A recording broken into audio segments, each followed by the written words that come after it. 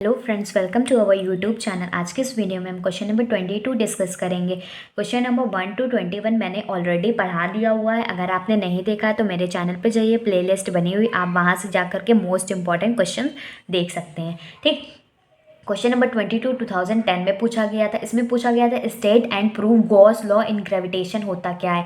इसको एक और तरीके से पूछा गया था कि गॉस लॉ ऑफ ग्रेविटेशन बताओ, साथ ही साथ इसका इक्वेशंस भी बताओ। मतलब आप लोगों को इसको प्रूव करके भी बताना है and Poisson's equation from it, इससे पॉइजन्स के इक्वेशन निकालने हैं। ठीक, तो सबसे पहले हम लोग लिखेंगे, हेडिंग डालेंगे गॉस लॉ इन ग्रेविटेशन। तो लिखेंगे according to Gauss law the total surface integral of intensity of gravitational field through a close surface of any shape in gravitational field is equal to the, मतलब simply भाषा में कहा जाए तो जो Gauss law of gravitation होता है किसके इक्वल होता है, -4πg times and the sum of the mass within the surface. इसमें क्या कह रहा है, ये सरफेस इंटीग्रल में होता है Eg.ds vector is equal to -4π। बस आप लोगों को इतना याद रखना है, जो इसमें डेफिनेशन में है बस इसी को लिखा गया है, 4πg और summation of mass of the system. ठीक, मास ऑफ द सरफेस के बारे में बताया गया। ठीक,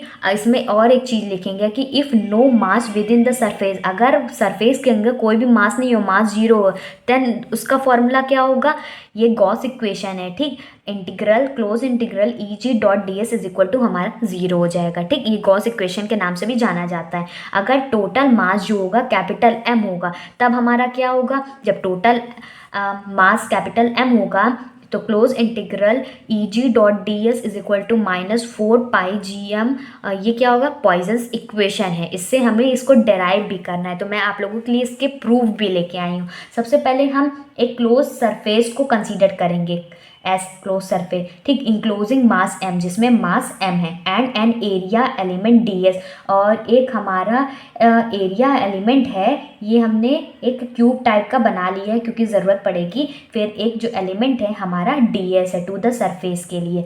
फिर इसके बाद हम लोग इसका ग्रेविटेशन में गॉस लॉ लगाएंगे। इंटीग्रल क्लोज इंटीग्रल Eg.ds हमारा आएगा इंटीग्रल Eg.ds। अब इधर देखिए, यहाँ पर दो, ये पूरा क्लोज कर लिया गया है और ये पॉइंट P है और ये Q है, तभी ये PDS था। ठीक, तो यहाँ पर जो लगेगा, जो थीटा के अलॉन्ग एंगल बनता है, तो यहाँ पर कॉस बनेगा, कॉस P प्लस Q। ठीक, इसको आगे सॉल्व करेंगे तो आएगा Eg is equal to GM/r² और P प्लस Q की वैल्यू क्या रखेंगे, pi plus theta is the angle, cos pi plus theta is equal to, जो होता है पाई प्लस थीटा जो होता है 180 plus theta minus cos theta होता है। तो इसको आगे सॉल्व कर लेंगे तो ये आ जाएगा, ये माइनस में आ जाएगा ये पूरी वैल्यू। तो यहाँ पर जो Eg की जगह GM/r² रख देंगे और एज इट इज रख देंगे, और ये माइनस Q हो जाएगा, माइनस कॉस थीटा होता है ना, तो माइनस कॉस Q हो जाएगा, माइनस बाहर लिख लेंगे। ठीक, आगे देखते हैं इसको, फिर आगे इसको सॉल्व कर लेंगे। इधर देखिए, अगर हम ds cos थीटा की वैल्यू